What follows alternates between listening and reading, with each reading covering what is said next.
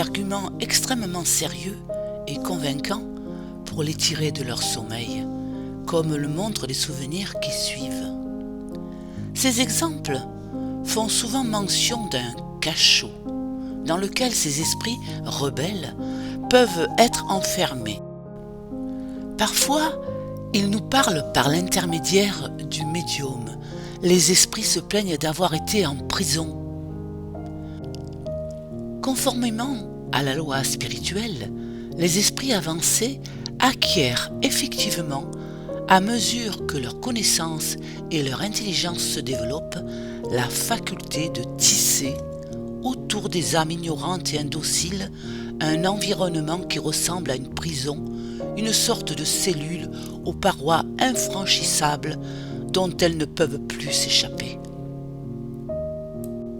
Celles-ci doivent y rester jusqu'à ce qu'elles aient changé d'avis et montré leur volonté de tenir compte des modifications survenues dans leur existence et de se soumettre aux règles de l'évolution spirituelle.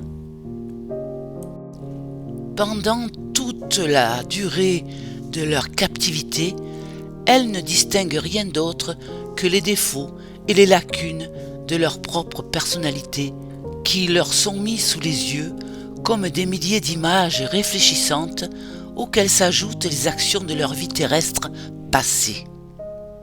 Quand ma femme exerce sa faculté de médium et met son corps à la disposition des esprits décorporés, on qualifie cet état de transe profonde.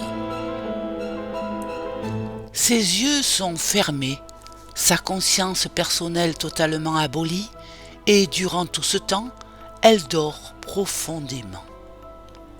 Elle n'a, par la suite, aucun souvenir de ce qui s'est dit ou produit durant son sommeil.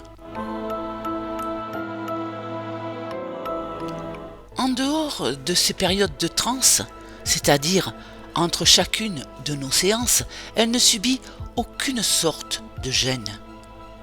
Elle est parfaitement maîtresse de sa conscience. Elle a l'esprit absolument clair et contrôle totalement son comportement. Au bout de 30 ans de ce travail de recherche, sa santé n'a été en aucune mesure ni affectée ni affaiblie. Elle bénéficie au contraire en permanence d'une protection supérieure, sous le contrôle d'un groupe de puissants esprits qui se désignent même sous le nom de Ligue de la Miséricorde. Ce sont eux qui guident nos efforts pour faire comprendre à l'humanité que la mort n'est qu'un passage naturel à un autre monde et combien il est important de savoir ce qu'il advient des âmes des trépassés. Le but de notre travail est de rassembler des preuves directes, sûres et inattaquables de la réalité de la vie dans l'au-delà. Dans ce dessin, nous avons sténographié les comptes rendus détaillés de certaines de séances afin de pouvoir fournir à nos lecteurs une description aussi fidèle que possible de l'état des esprits qui se sont manifestés à nous.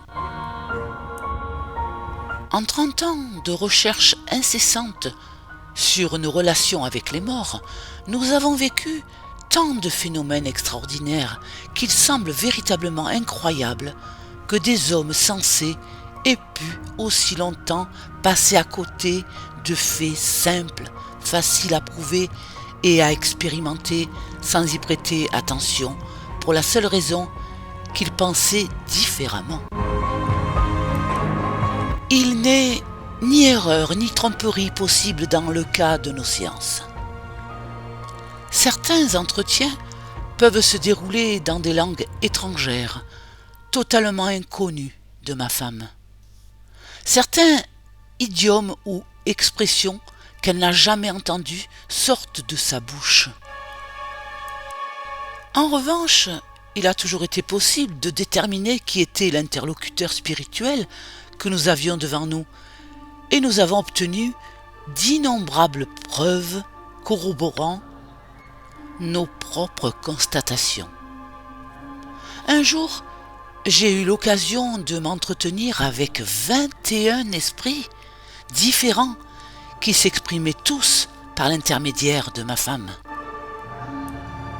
La plupart d'entre eux ont dû me démontrer de manière satisfaisante qu'ils avaient été des amis ou des parents que j'avais connus au cours de leur existence terrestre.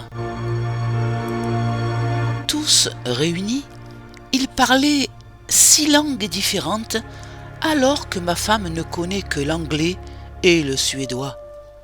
12 esprits furent chassés de Madame A, une patiente qui nous avait été amenée de Chicago. Ils purent communiquer avec nous par l'intermédiaire de ma femme. 7 d'entre eux furent reconnus par la mère de cette personne, Madame H.W., pour avoir été des amis ou des parents qu'elle avait beaucoup fréquentés de leur vivant. L'un d'eux était un ecclésiastique, ancien pasteur de l'église méthodiste à laquelle avait appartenu Madame H.W. Il avait trouvé la mort dans un accident de chemin de fer, 9 ans auparavant, mais n'avait jamais pris conscience de cette réalité. Un autre esprit était la belle-sœur de Madame H.W. Venaient ensuite 3 dames d'un certain âge, de vieilles amies de la famille, puis le fils du voisin et la belle-mère de la patiente, autant de personnes dont ma femme n'avait jamais entendu parler. Madame H.W. s'entretint longuement et de manière approfondie avec chacun de ces esprits, tandis qu'ils s'exprimaient par l'intermédiaire de ma femme. Elle put confirmer que d'innombrables détails et précisions fournis par eux étaient justes, et elle nous aida énormément à faire comprendre aux esprits la transformation qui s'était opérée en eux et comment ils avaient rendu sa fille possédée. Cette patiente est à présent en parfaite santé. Elle joue de la musique et se montre de nouveau apte à faire face à toutes les exigences familiales et sociales qui lui incombent.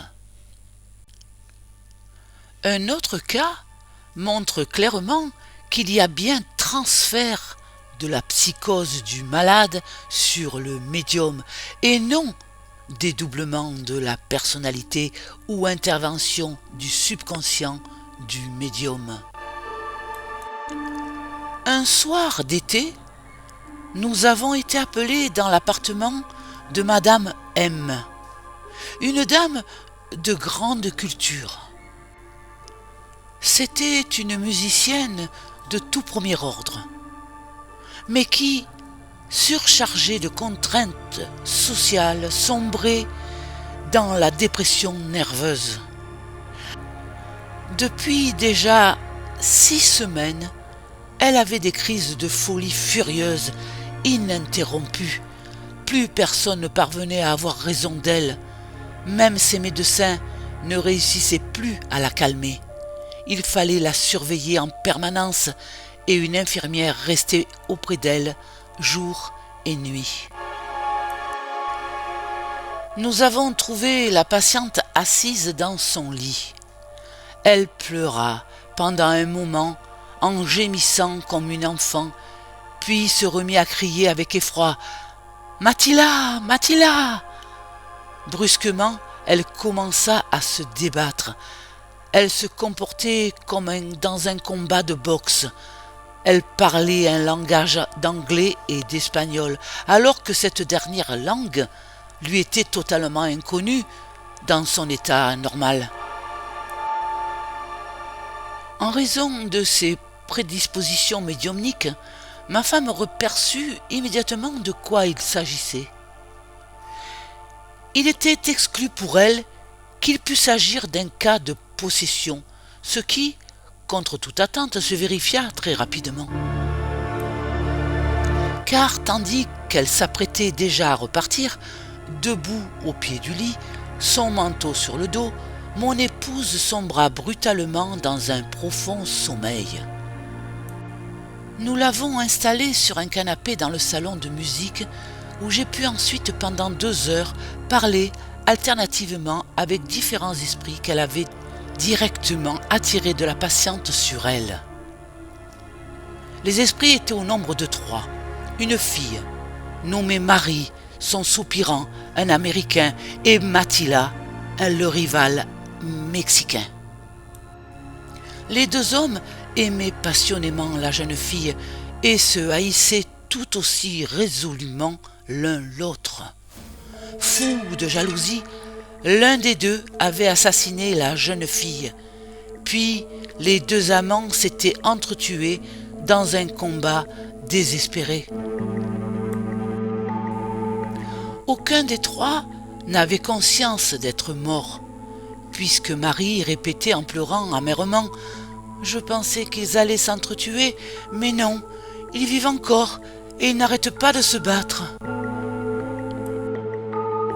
Cette tragédie de l'amour, de la haine et de la jalousie n'avait donc nullement pris fin avec la mort physique de ses protagonistes. Non conscients de leur changement de condition, les 3 défunts s'étaient insinués dans le psychisme de la patiente, où ils poursuivaient leur bataille. Comme l'équilibre nerveux de la malade était déjà très fragile à cette époque, les esprits avaient pu prendre possession de son corps l'un après l'autre.